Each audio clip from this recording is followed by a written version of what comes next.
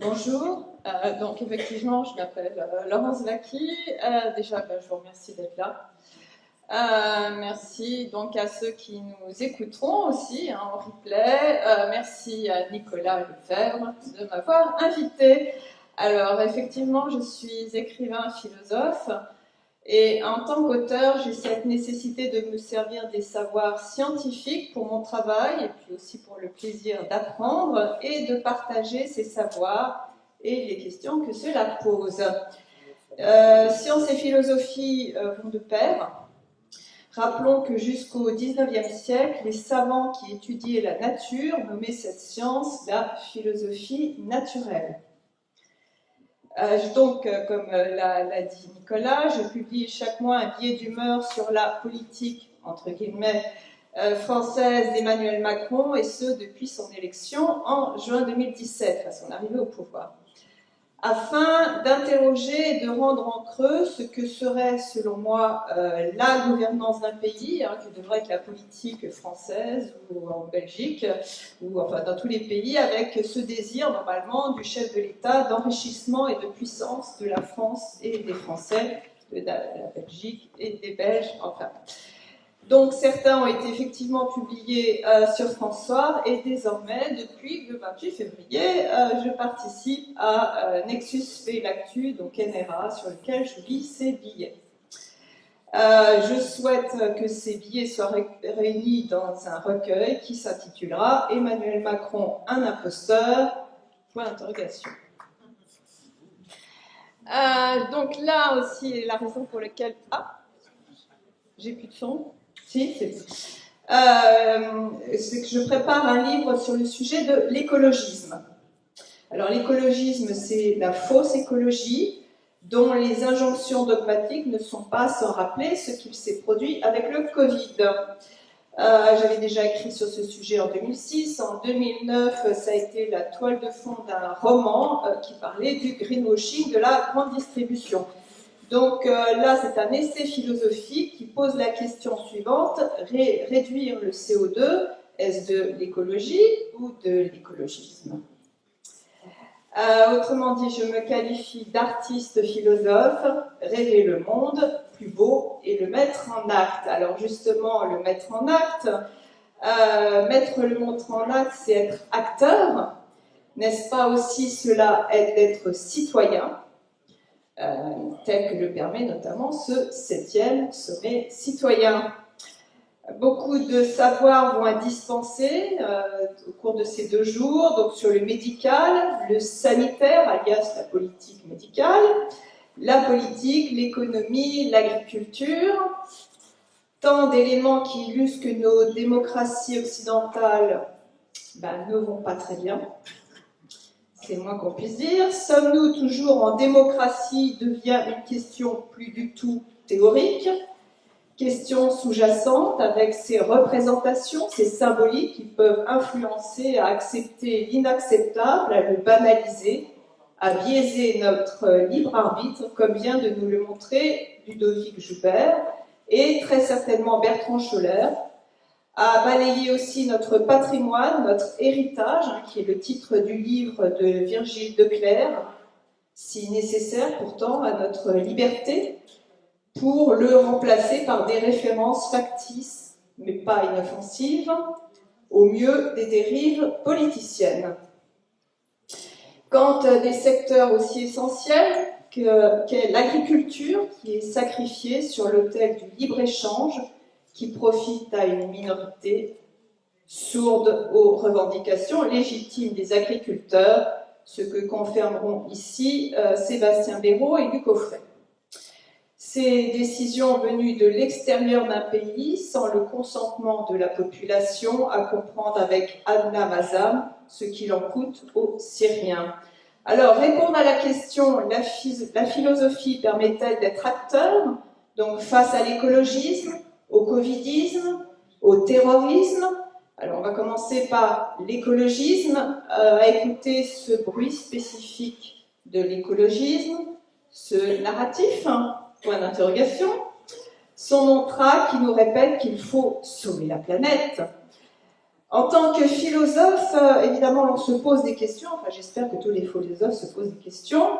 Qui voir dedans, que comprendre, qu'en faire, ce qui est donc l'objet de mon livre en cours d'écriture. Et déjà cette question, la planète serait-elle en danger?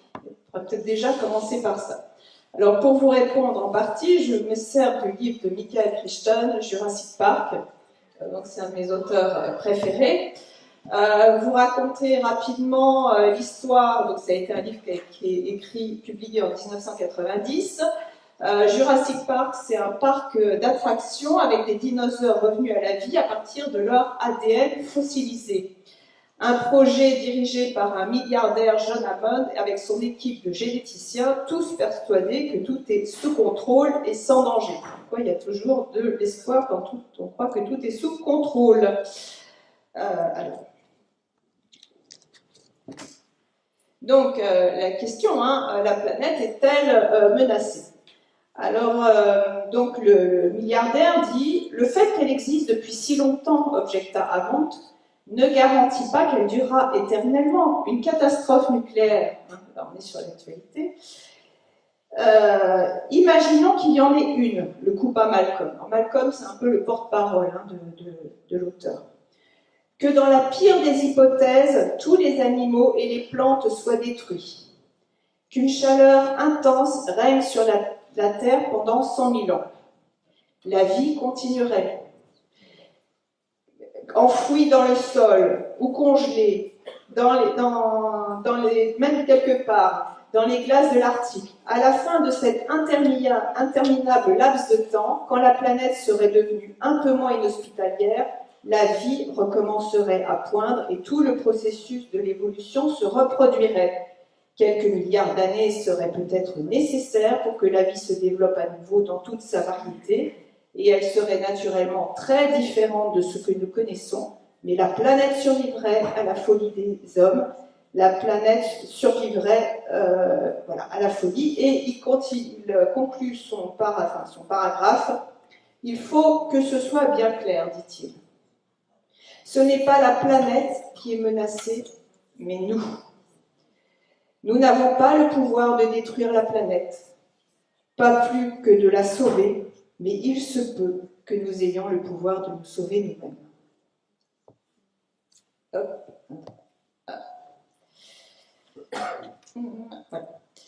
Donc ce n'est pas la planète qui est en danger, mais nous, les humains, avec ces mesures qui imposent la décroissance, pour notre bien. Pour notre bien, ce pass climatique annoncé par Macron en novembre 2022. Pour notre bien, bientôt le pass carbone. Quand il s'agit de dévaloriser ce que nous possédons, alors là je parle de l'exemple français, ça sera intéressant de voir ce qui se passe aussi en Belgique, parce que Nicolas en a appris pas mal. Et visiblement, alors c'est pas en même période, mais il se passe aussi ce même genre de choses en Belgique. Alors nous, on a le DPE, le diagnostic de performance énergétique. Alors c'est pas nouveau. Ce qui est nouveau, c'est la nouvelle réglementation qui a eu lieu en juillet 2021. Juillet 2021, nous en France, on était en plein pass sanitaire. Finalement, ça ne freinait pas, au contraire.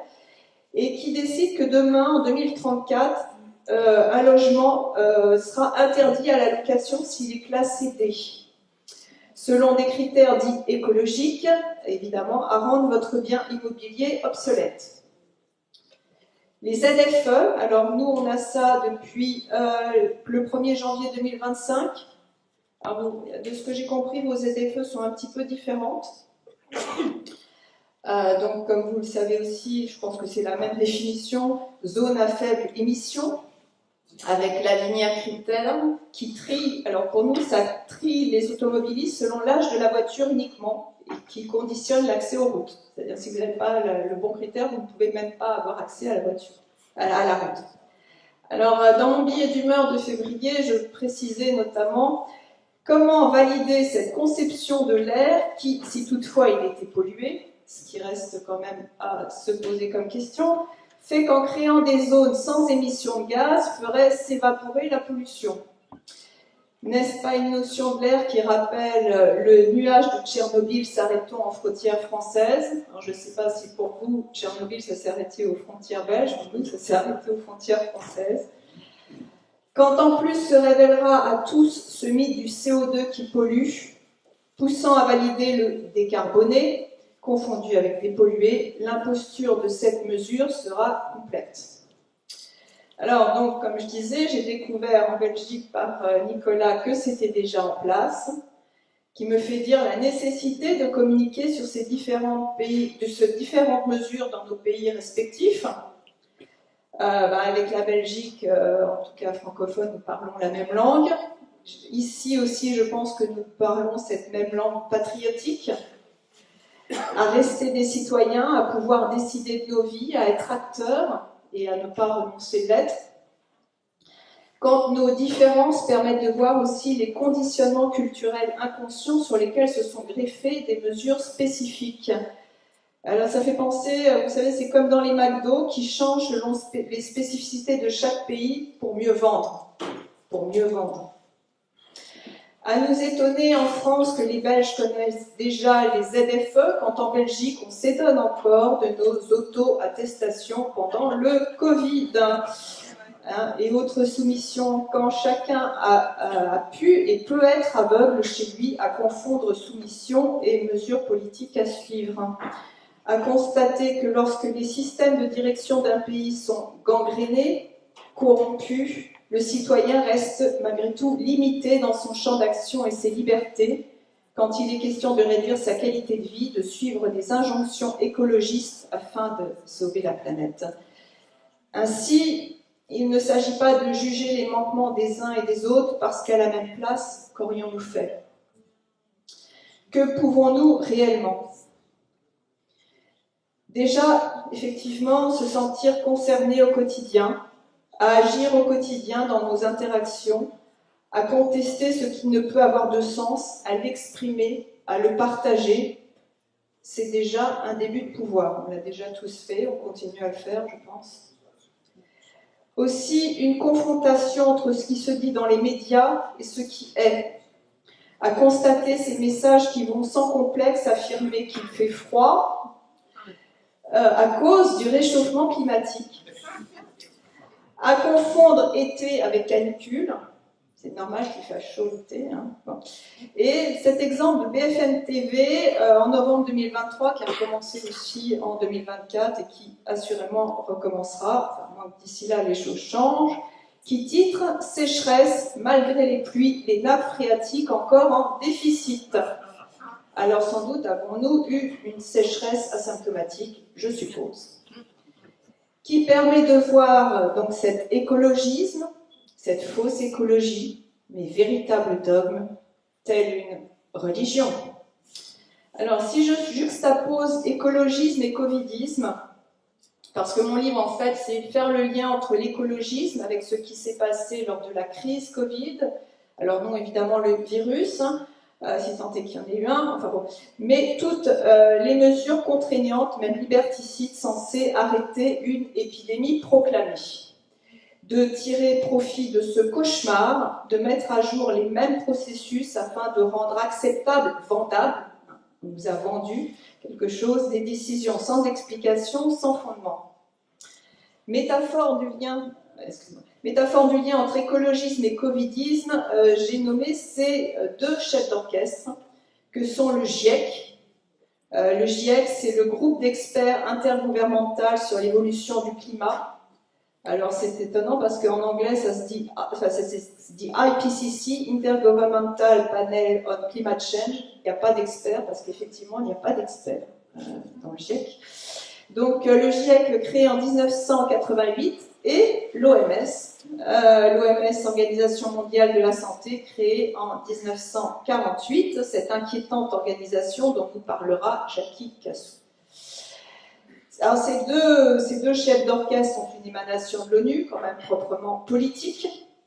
Alors à s'interroger à un moment donné s'ils étaient inconciliables.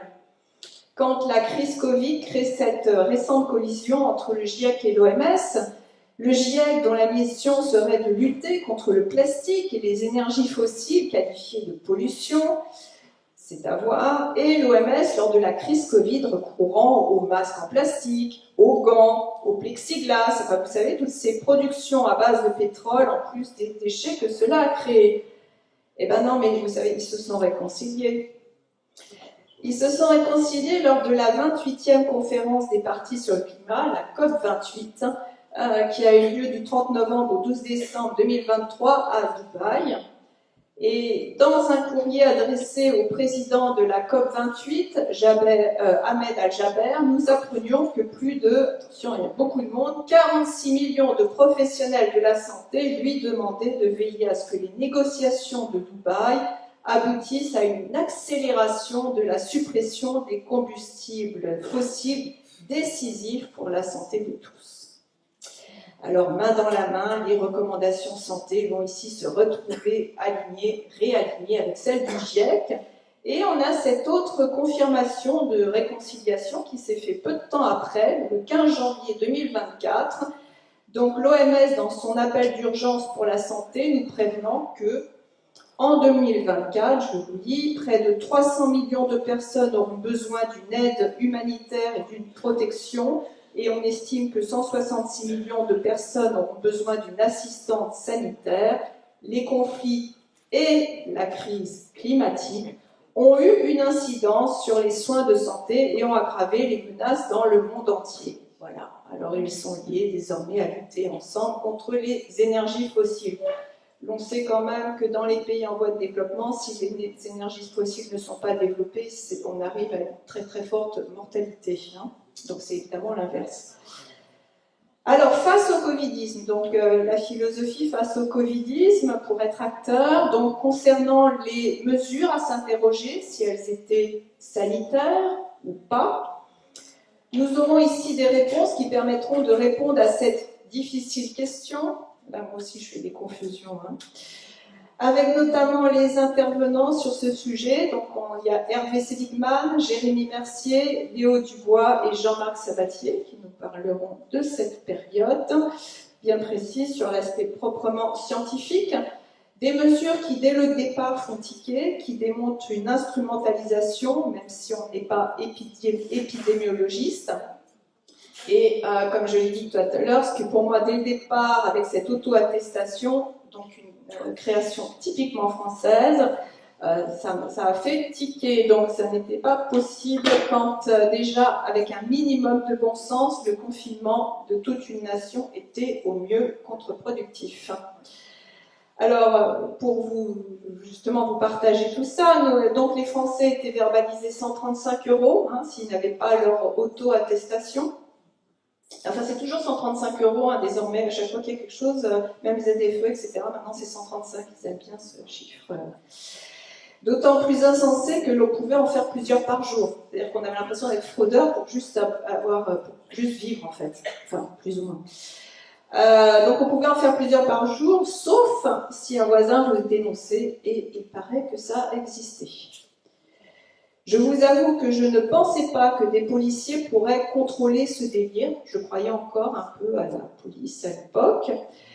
Quand la Belgique, qui n'a pas connu, donc vous n'avez pas connu cette mesure-ci, c'est encore plus incompréhensible pour vous, sans doute.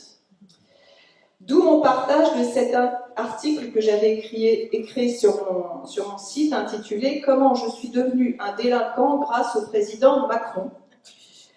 Alors, je vous explique, j'étais en train, avec beaucoup de gens, de faire la queue pour acheter des légumes. Alors, comme il y avait des jauges, on était à l'extérieur du magasin, avec normalement une distance sociale de 1 mètre, mais il y a des gens pour qui 1 mètre, c'est 5 mètres. Bref, on était extrêmement sages avec nos petits caddies, nos sacs, etc.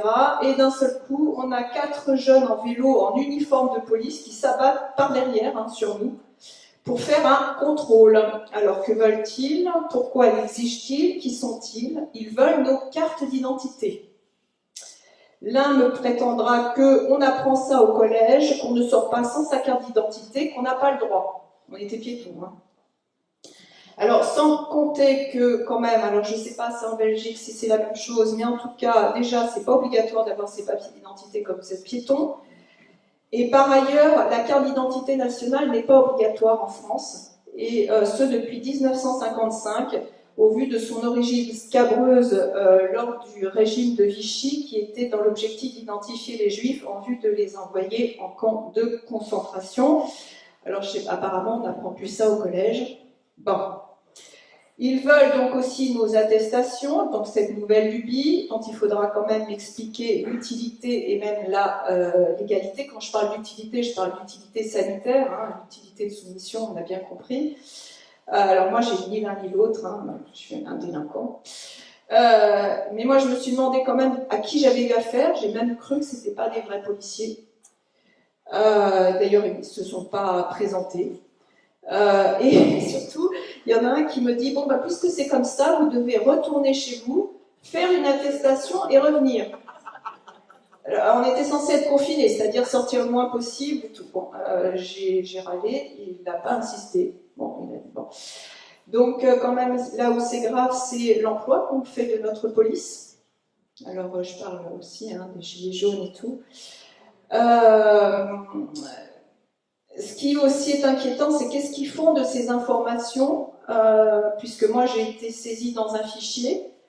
Est-ce qu'il y aura des suites? Est-ce que je vais être accusée de quelque chose? Mais de quelle infraction? Voilà. En tout cas, en France, à cette période-là, de faire mes courses a-t-il fait de moi un délinquant? Avec le président Macron, désormais, c'est possible, sans aucun doute. C'est un article du 14 avril 2020.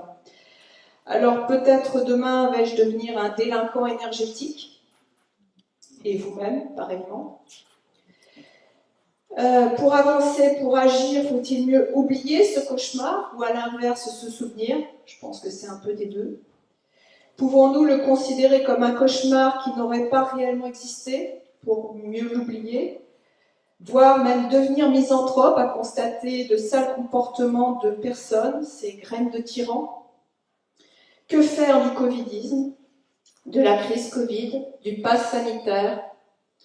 Alors, la philosophie permet non de réagir, mais d'en tirer un enseignement face à cette orchestration de la peur, face aussi aux réactions des populations, face à nos propres réactions, quand nous avons été contraints d'obéir pour éviter la violence des vigiles, se donnant le droit de vous interpeller avec l'approbation des gens autour, par exemple. Aujourd'hui, que faire de ces informations anxiogènes, de ces annonces, qu'elles soient d'ordre sanitaire, mais aussi climatique, économique, dont la particularité est l'uniformisation des messages dans les médias officiels, qui génèrent ce bruit incessant, qui crée un brouillard dans nos perceptions, à être aux aguets en permanence, qu'aussi beaucoup recherchent ce type d'information continue, parce que ça évite de constater le vide en soi, ce bruit qui, du coup, rassure à court terme, quand pourtant il ne fait qu'accentuer le vide en soi, à intensifier la déconnexion à soi, et là, à favoriser le suivisme, le conformisme, l'obéissance sans conscience, la soumission, la loi du plus fort, la violence, ce qui peut expliquer une si forte adhésion à une propagande de masse. Qui aussi a pu convaincre avec la justification scientifique. C'était scientifique, montrant chez les non-scientifiques une idéalisation de la science. Quand certains pensent ne pas pouvoir comprendre, à laisser d'autres qui savent mieux qu'eux décider pour eux. Qu'en savez-vous? Vous n'êtes pas médecin, a-t-on pu entendre. Mais est-ce le médecin qui paye les conséquences d'une injonction de surcroît expérimentale quand lui-même ne sait pas ce qu'il y a dedans? Rappelons cette obligation du consentement éclairé du patient, devoir qui a dû s'évaporer dans le cerveau de certains praticiens, qu'il existe heureusement des médecins libres et des professionnels de la santé dite alternative qui tous soignent sans obéir à ce qui n'est pas de la médecine, malgré ce qu'ils ont subi et subiront pour agir en conscience, tels Laurence Kayser et certainement Alain Servet et Tina Russillo, on verra plus tard.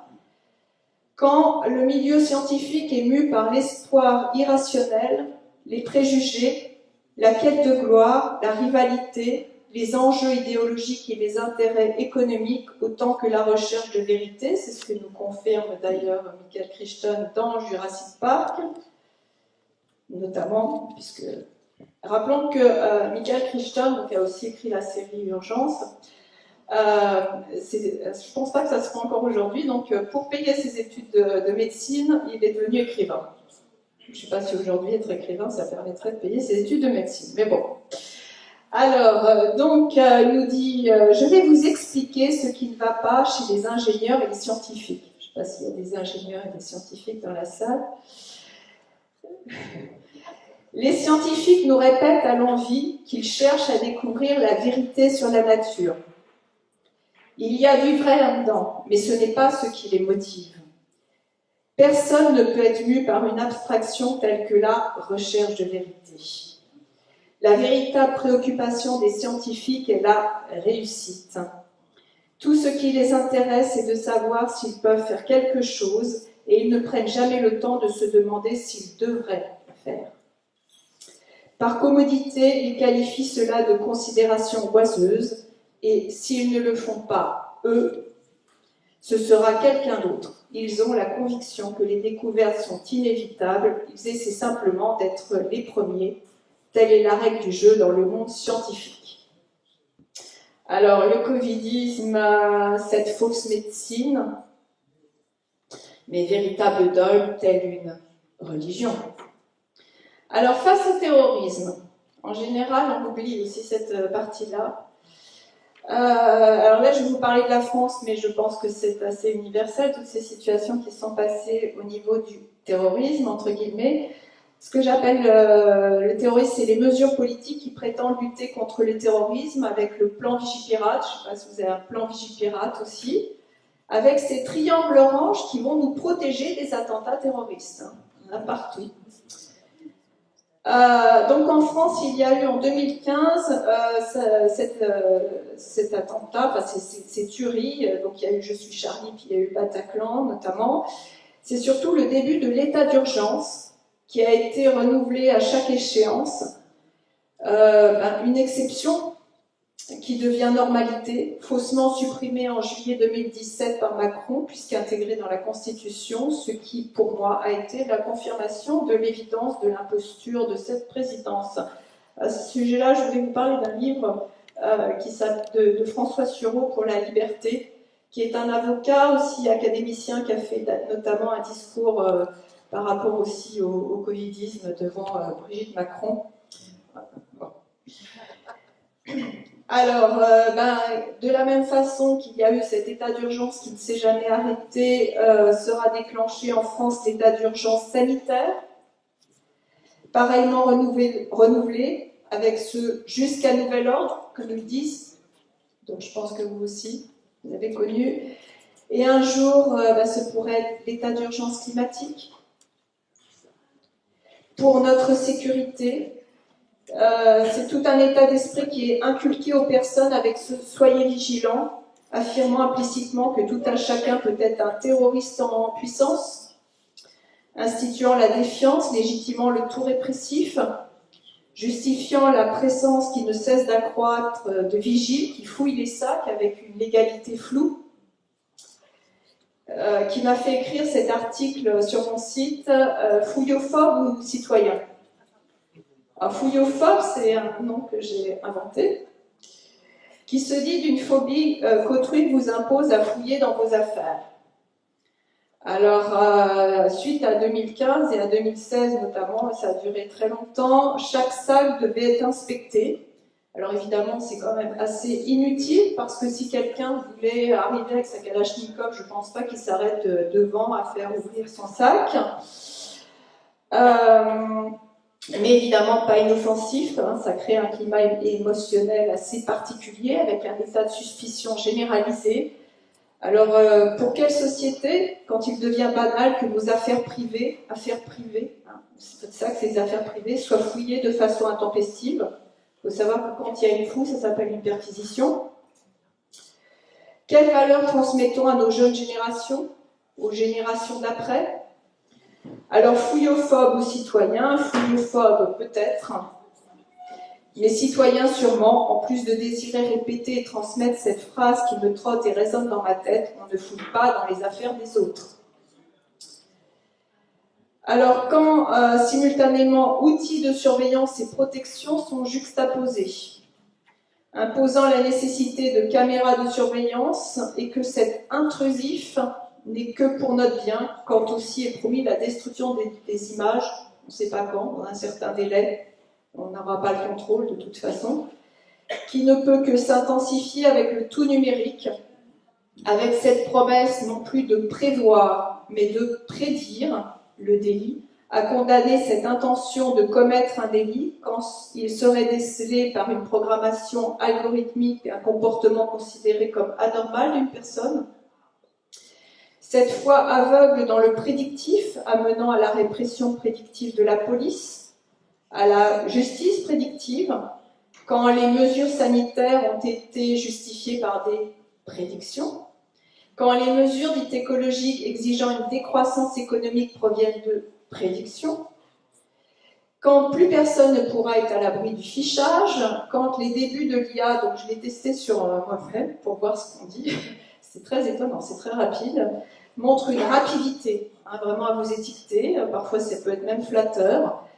Ça met en avant un fonctionnement qui peut-être demain pourrait être considéré comme répréhensible, donc condamnable, parce que si dans l'IA il y a marqué que je dénonce l'écologie, si on estime que tous ceux qui doivent dénoncer l'écologisme sont potentiellement arrêtés, qui m'a fait écrire cet article intitulé « La 5G, la nouvelle bombe atomique », et de conclure que la 5G c'est pire que l'utilisation de la bombe nucléaire, en ce sens que contrairement à la bombe, personne ne sera épargné, même pas ceux qui se croient les contrôlants et les possédants au-dessus des autres, qui courent à leur propre destruction. Aucun abri ne peut protéger les dérives de l'hyper-contrôle, c'est le monde entier qui s'écroule, c'est la destruction ultime qu'entraîne l'usage du tout numérique oublieux de la vie même. Alors, la lutte contre le terrorisme, ce qui nous est présenté comme du terrorisme, rappelons en tout cas en droit français que le terme terrorisme n'est pas défini légalement, donc on peut mettre n'importe quoi dans le terrorisme. Cette fausse sécurité, mes véritables dogmes, telle une religion. Alors, pour juxtaposer écologisme, covidisme, terrorisme, des troïsmes, ils ont permis de créer la panique, qui fait réagir d'une façon automatique, qui place en spectateur, mettant passivité, voire aussi fait diversion pour cacher d'autres choses qui là devraient nous inquiéter. En tout cas, assurément, empêche d'agir en conscience, en acteur.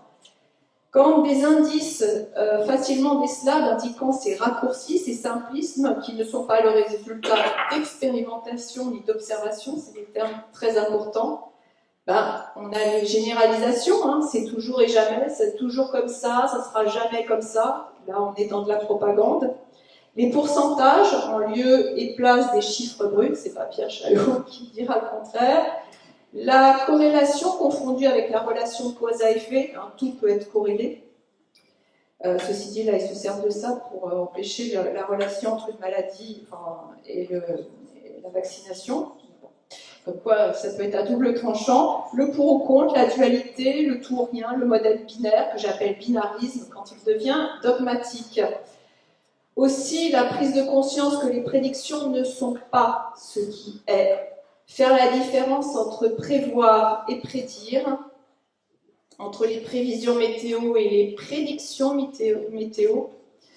Quand les chiffres, aujourd'hui, des modèles prédictifs sont utilisés à la place des observations, à la place du terrain, que ce serait scientifique, donc indiscutable, et que les mesures politiques désormais ne se basent que sur ces prédictions, voire des spéculations. Rappelez quand même que l'on ne peut rien prévoir, que la vie est fondamentalement imprévisible. Donc, vous lire ce passage. Les premiers ordinateurs ont été construits à la fin des années 40 parce que des mathématiciens comme John von Neumann pensaient que celui qui disposerait d'un ordinateur, une machine capable de traiter simultanément d'un grand nombre de variables, serait en mesure de faire des prévisions météorologiques. Je rappelle que le livre a été écrit en 1990. Réussir enfin à faire entrer le temps dans le champ de la connaissance, le champ de la connaissance, pardon.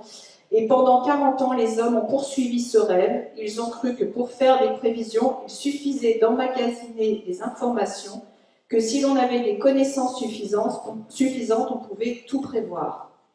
Depuis Newton, c'est une croyance chère aux scientifiques. Et alors, la théorie du chaos, vous savez, c'est symbolisé par cette aile du papillon qui, en bougeant, ferait bouger de l'autre côté de l'hémisphère, que ce n'est qu'un mirage. Elle nous apprend qu'il est absolument impossible de prédire certains phénomènes. Le temps qu'il fera ne peut pas être prédit au-delà de quelques jours à l'avance. Tout l'argent dépensé pour les prévisions à long terme, un demi-milliard de dollars en quelques décennies, j'ose imaginer combien ça serait aujourd'hui, est de l'argent gaspillé, dépensé en pure perte. Une entreprise aussi illusoire que de vouloir transformer le plomb en or. Nous nous moquons de ce que les alchimistes essayaient de faire, mais les générations futures se moqueront de nous de la même manière. Nous avons tenté l'impossible et nous y avons englouti en vain des sommes considérables. Il existe en fait de grandes catégories de phénomènes qui, par essence, sont imprévisibles. Donc, cette prédiction confondue avec de la science est un retour en arrière malgré la haute technologie.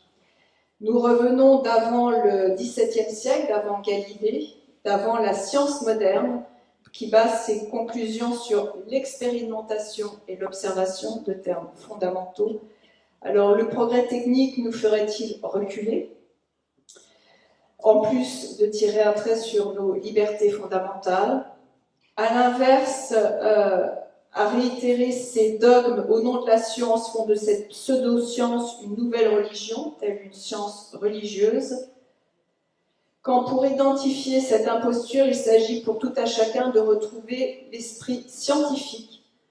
Assurément, la science ne peut prétendre à la vérité absolue, ne peut donner un mode d'emploi pour vivre, votre médecin ne peut vous donner un mode d'emploi pour vivre, ni justifier de la coercition à l'encontre des populations.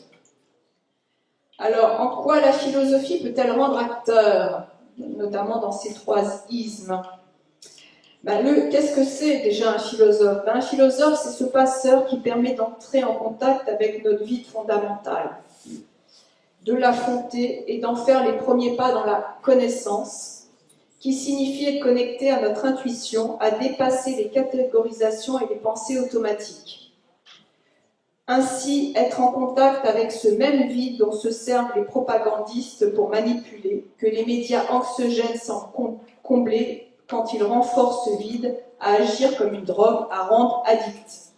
Alors addict, en fait, c'est pas un mot, c'est un mot qui c'est pas un anglicisme, ça vient d'addictus en latin qui signifie esclave assujetti. Ainsi, à dépasser le maniement des concepts philosophiques, ce qui peut être très intéressant, mais l'état d'esprit philosophique offre de voir ce qui est une perception amplifiée de l'actualité. Donc le philosophe est celui qui réfléchit, qui pense d'une façon singulière, à permettre tout à chacun cette identification à celui qui se questionne et même prend plaisir à interroger et à trouver ce qui est. Un philosophe n'est pas là pour vous dire ce que vous devez penser, mais pour vous permettre de penser par vous-même, de trouver dans son cheminement votre propre cheminement. C'est très important. Ainsi, l'état d'esprit philosophique permet à tout à chacun de trouver ou de retrouver sa souveraineté personnelle. Cette souveraineté personnelle qui permet notamment de voir la légitimité ou pas de telles restrictions et sentir vers quel type de société cela nous mène. Notamment à constater en soi parfois cette perte de souveraineté qui fait renouer avec le désir de la retrouver, ainsi se sentir légitime à contester, à demander, à soi-même mettre en place, à agir, à être acteur. Quand l'on peut faire la différence entre ce que l'on sait et ce que l'on croit savoir, qu'une approche plus juste de ce qui est à mon sens la conjugaison du savoir, la science, je sais, de la connaissance, l'intuition, l'indéfini, l'inexplicable, je sens, et la croyance, religion, spiritualité, je crois, à condition toutefois de ne pas les confondre et de ne pas les amalgamer. La croyance est quand même fondamentale aussi. Ce que permet la philosophie, qui n'est ni un savoir, elle n'est pas de la science, ni une croyance, elle n'est pas une religion, mais une connaissance. En fait, la philosophie, elle empêche cette vision simpliste du pour ou contre. Elle ouvre à la nuance, à la subtilité, à constater donc qu'il n'y a pas de vérité absolue, comme la science d'ailleurs, pas de certitude, à accepter les incertitudes vues comme une richesse, qui fait sortir de cette impasse à vouloir avoir raison, avec ce besoin de se rassurer. Souvent, les gens qui veulent avoir raison veulent se rassurer. Quand je dis les gens, j'en fais aussi parfois partie. À se croire sachant en permanence parce que l'on manque de confiance en soi. L'aphorisme que j'ai créé pour ça, c'est « Seul le savant se sait ignorant ». Il faut être savant pour se savoir ignorant et accepter cette ignorance pour devenir savant. Accepter de ne pas savoir, accepter notre ignorance et se donner le pouvoir de se poser des questions, même y prendre du plaisir, le plaisir d'apprendre, à développer un état d'esprit, une sensibilité, une écoute, un rapport au réel. C'est ainsi que la philosophie ouvre les yeux. Aller au-delà de la réaction, aller de l'avant, à se poser des questions, à enquêter, à comprendre par exemple d'où viennent les restrictions, d'où viennent ces taxes, ces lois incohérentes, afin de ne pas réagir sans conscience de façon automatique, mais agir sur le réel afin d'être acteur. C'est un peu comme les mathématiques qui demandent de se poser correctement le problème pour trouver la solution afin de fournir les réponses justes. Ce sont ces questions qui permettent d'agir, car se poser les bonnes questions amène les réponses justes, les actes justes. J'entends par juste d'être en pouvoir, d'être citoyen. Ainsi, la philosophie permet d'être citoyen. Alors, que permet d'être acteur, d'être citoyen? Ça permet d'agir, de préparer demain dès aujourd'hui, c'est ce que nous faisons, à constater la société occidentale aujourd'hui devenue une fausse démocratie. Effectivement, l'état des lieux permet de constater la multiplication des contraintes imposées à tous, de plus en plus sous surveillance, sous contrôle, pour notre santé, pour la planète, pour notre sécurité. Avec ces prédictions du pire, qui pour l'éviter sont prises des mesures liberticides qui font sauter, ça c'est important, les frontières fondamentales, donc comme le fouillophobe de tout à l'heure, donc qui font sauter les frontières fondamentales entre vie publique, vie privée, vie intime de chacun et de tous. Nous avons tout à cacher. Cette intrusion qui fait fi de la singularité de chacun, de son être, de son âme, au risque, celui en revanche là, prévisible, de n'être qu'un numéro, un objet à contrôler, un mécanisme à dominer, une marchandise humaine à discipliner. Nombreux sont pourtant ceux qui acceptent, voire qui valident des mesures même disproportionnées, même injustifiées. Alors si l'on schématise, s'opposent ainsi ceux qui savent et ceux qui croient savoir, qui coïncident souvent avec ceux qui ont pris de la distance avec les médias officiels et ceux qui croient être informés par eux. Ne sont-ils pas dans le champ de la croyance, menant au fanatisme de certains, tant leurs discours culpabilisateurs sont renforcés à banaliser les plus insensés des mesures, voire les plus extrêmes, peut-être même certains sont de bonne foi. Effectivement, ils croient savoir, mais ne savent pas. Ils valident toutes ces mesures, parfois même à encourager leur ampleur, leur durcissement, quand il s'agit de les imposer à ceux qui osent douter.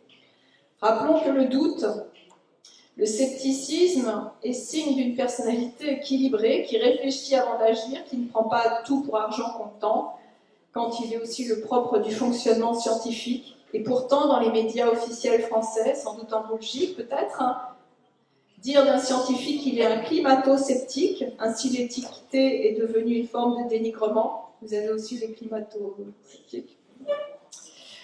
D'autres étiquettes afin de faire taire, donc je pense qu'on a les mêmes, complotiste, extrême droite, fachosphère. Quand ces gens qui l'utilisent seraient bien mal de les définir précisément. Ce qui semblerait une insulte n'est en réalité insultant que pour celui qui les profère, montrant son absence d'argumentation en plus de son impolitesse à vouloir clouer le bec de son interlocuteur. Ces étiquettes ne sont ni du savoir ni de la connaissance. Être acteur, être citoyen amène à s'interroger sur ce que l'on sait, croit-on ou sait-on, notant que suivant les sujets, certains ont compris que le Covid, ont compris pour le Covid mais pas pour le CO2. Certains voient le prétexte climatique mais confondent plastique avec déchets plastiques. Sur certains sujets, nos esprits critiques peuvent aussi se mettre en veilleuse, ce qui nous amène à opter pour une certaine tolérance face aux œillères de certains.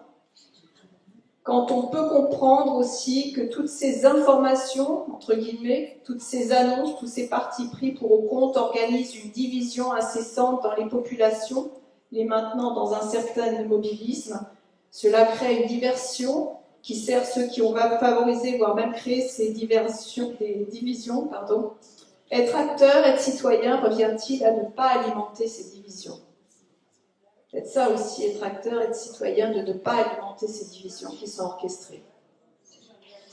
Alors en conclusion, la philosophie, donc, elle permet de devenir acteur, offrant ce recul qui permet de distinguer ce qui est de la croyance, du savoir et de la connaissance.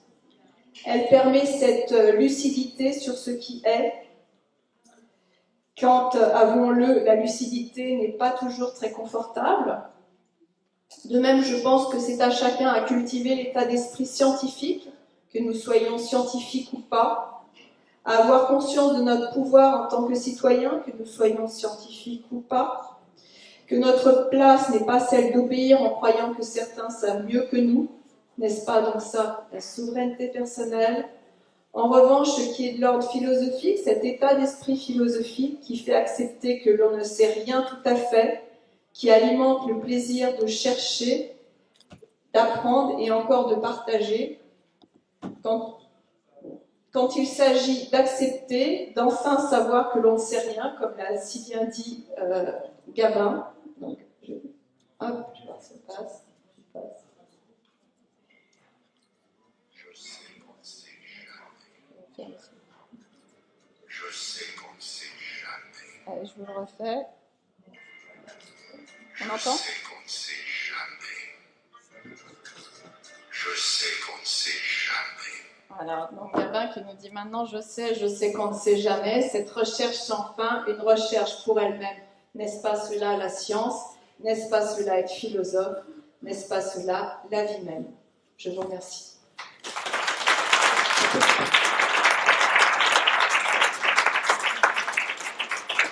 Merci beaucoup Laurence. Alors c'est sa première conférence sur ce sujet-là. J'avais été à une conférence à Paris la voir. Elle a travaillé toute la semaine et on a bien rigolé au téléphone quand j'expliquais ce qui se passait en Belgique, qu'elle m'expliquait ce qui se passait en France. Et à un moment donné, elle me dit « Mais c'est bien pire chez vous !»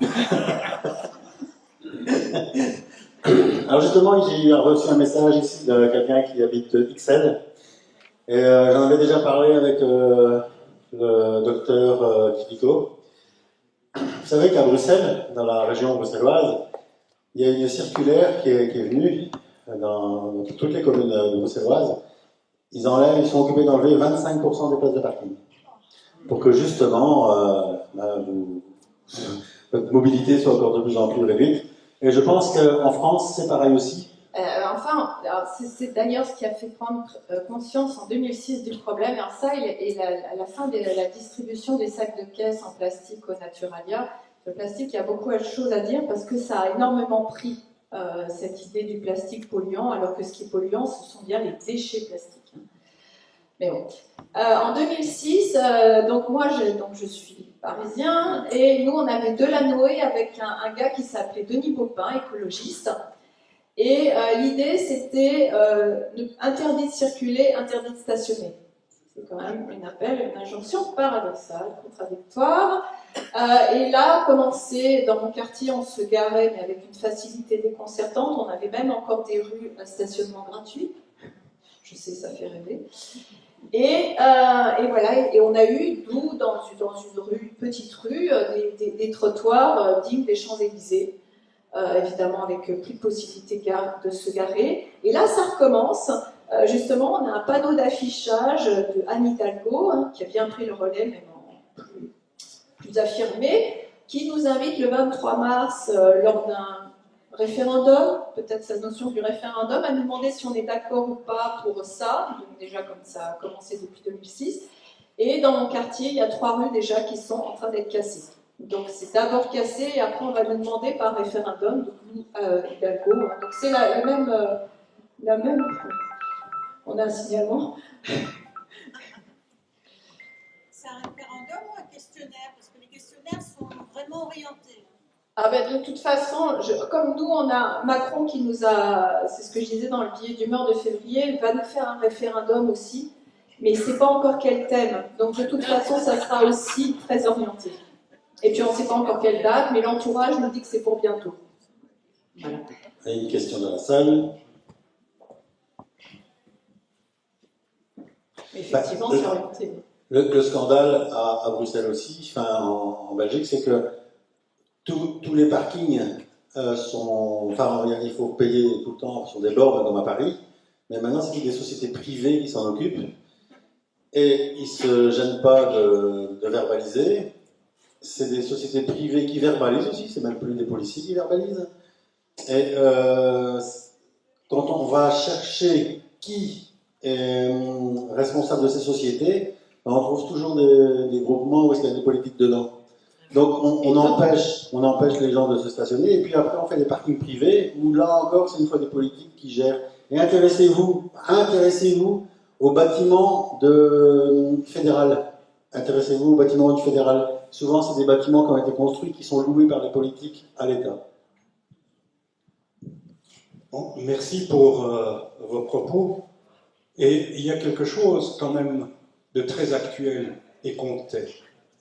C'est notamment, vous parlez des ZFE, oui, des interdictions. Je me suis entraînée à le dire. Oui, du CO2. Ouais. Mais on ne parle que si peu souvent des dégâts de l'environnement, de la guerre. On ne parle plus de l'agent orange qu'on a mis sur les forêts vietnamiennes, cambodgiennes, laotiennes, et dont les populations ont toujours, ressentent toujours. On parle non plus des obus à uranium appauvri. Et le grenier de l'Europe qu'est l'Ukraine, où on va envoyer, nos enfants et petits-enfants se faire tuer, le grenier de l'Europe, la terre, les nappes phréatiques vont être complètement polluées. Et donc, mettre en avant cela au regard des mesures qu'on prend de coercition vis-à-vis de la population, ça ne tient plus debout. Il y a une question, madame. Moi j'ai une question, mais qui ne s'adresse pas vraiment à vous. En fait, il me semble qu'en Belgique, on doit avoir sa carte d'identité sur nous. Oui. Voilà, donc nous en France, c'était le Conseil d'État qui a décidé que ce n'était pas obligatoire.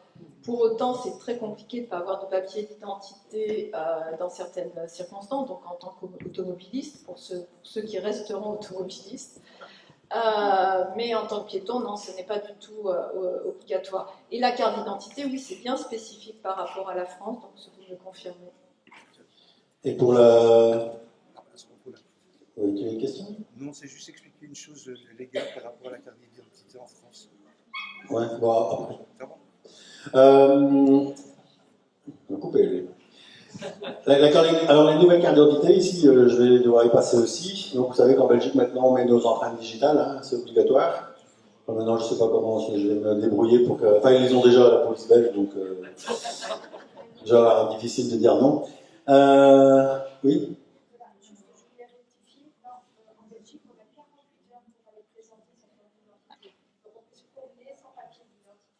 Ouais, enfin bon. Ouais. Donc on a un délai de 48 heures pour aller à ce moment-là, mais à partir de 12 ans, tu dois avoir ta carte d'identité en Belgique. Ouais. Et donc, pour le CO2, moi j'ai un truc imparable à quelqu'un qui vous parle de CO2. Vous connaissez tous la société Air Liquide et la société Linde. Enfin, Linde peut-être moins. Donc c'est des grosses sociétés qui capturent le gaz dans l'atmosphère. Alors l'argon, l'azote, l'oxygène, l'hydrogène, c'est des sociétés vraiment qui sont spécialisées parce que les gaz, on ne le fabrique pas. On capture tout dans l'atmosphère. Et depuis quelques années, enfin depuis très très très longtemps, ils capturent le CO2. Mais beaucoup de CO2. Beaucoup de CO2. Et maintenant, il touche des subsides pour capter ce CO2. Mais après, une fois qu'il est capté, qu'il a été donc il est à l'état de gaz, et on va le transformer à l'état liquide, qu'est-ce qu'on en fait après de ce CO2? Eh bien oui, on le transporte chez Coca-Cola pour faire les bulles du Coca-Cola. Donc tout le CO2 de l'atmosphère qu'on a capturé est livré chez Coca-Cola pour mettre dans les bouteilles pour faire le gaz. Puis donc chaque fois que quelqu'un ouvre une bouteille Coca, bah, il remet du CO2 dans l'atmosphère. Mais ça, c'est bien. c'est la finance.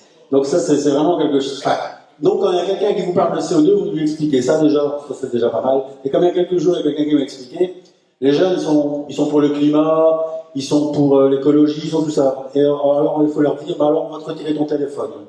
La discussion est finie directement. Ça, c'est aussi quelque chose d'imparable. Il y a aussi autre chose, si tu regardes sur une chaîne par rapport à la météo, par rapport à la qualité de l'air, bah, tu as tous les éléments, je suis en train de les rechercher, voilà, hop. Donc on va te parler du dioxyde de soufre, du dioxyde d'azote, du monoxyde de carbone, de l'ozone, des particules en dessous de 10 microns, particules en dessous, donc les particules fines en dessous de 2,5 microns. Alors déjà, en général, c'est très en dessous du seuil, ça c'est la première chose, mais nulle part ne figure le CO2 par rapport à la pollution de l'air. Et ça, c'est pas moi qui le dis, c'est AirParif. Hein. Alors sans doute vous avez la même chose, c'est-à-dire que le CO2 ne fait pas partie du calcul de l'air dans vos applis météo. Évidemment. Donc voilà, j'ai un autre élément de réponse pour celui qui posera la question. La fois passée, j'ai vu à Paris, il y avait ils venaient d'installer un captage pour les pollutions d'air. Donc quelquefois, bah, ils mettent comme ça des stations météo. Ils avaient mis un feu rouge juste à l'endroit où les pots d'échappement sortaient. Donc quand on veut manipuler les chiffres. Alors bonjour, moi juste une petite observation par rapport à ce que vous dites sur les gaz rares. Moi je rencontre beaucoup de gens qui sont il y a un réchauffement climatique, on va tous mourir, etc. Et la politique qui est engendrée, qui est faite aujourd'hui, c'est pour sauver la planète. Bon, notre vie sur la planète, c'est un clin d'œil, elle n'a pas attendu après nous pour vivre. Sinon, il y a des chiffres qui sont quand même parlants, simplement même à discuter avec des profs, des gens intelligents, cultivés surtout, c'est qu'il y a 20% d'oxygène, 79% d'azote et 1% d'autres gaz. Donc vous avez nommé tout à l'heure des gaz rares, et dont le CO2. Le CO2, c'est 0,0358% de ce qu'on a sur Terre dans l'air qu'on respire. Sachant que si ça descend en dessous de 0,02%, le règne végétal s'éteint. Donc il en faudrait même plus aujourd'hui de CO2. Et j'ai retrouvé un vieux documentaire sur Arte, il y a 7-8 ans, qui parlait justement du CO2 en disant tout simplement que le CO2 augmente car c'est une incidence du réchauffement. Oui. Et 800 ans plus tard... 900, j'avais même lu. 900, allez.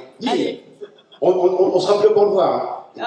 En tout cas, oui, c'est complètement... Alors là, c'est même plus de la corrélation. Oui. Est-ce qu'il y a encore une question? Et effectivement, alors là, bon, ce n'est pas le contenu du livre que je prépare, mais si par Bill Gates réussissait à nous priver de CO2, on serait tous morts, effectivement. C'est un outil de destruction que de retirer le CO2. C'est fondamental. Et d'ailleurs, quiconque a une serre professionnelle sait que le CO2 est fondamental pour le végétal. Tout à fait. Merci beaucoup Laurence, on peut l'applaudir. Merci pour ton déplacement. Je crois que tu sors bientôt un livre. Si je m'abuse, tu sors bientôt un livre. Ben oui. C'est ce que j'expliquais. Alors, j'ai pas encore donné le titre exact, mais effectivement, c'est l'idée. Est-ce que le CO2, parce que moi, je pose la question en tant que philosophe, pour faire se poser la question, est-ce que le CO2 est de l'écologie ou de l'écologisme? Voilà. Alors voilà. C'est un axe, hein, c'est un axe par rapport à tout, toute la France. Merci Laurence.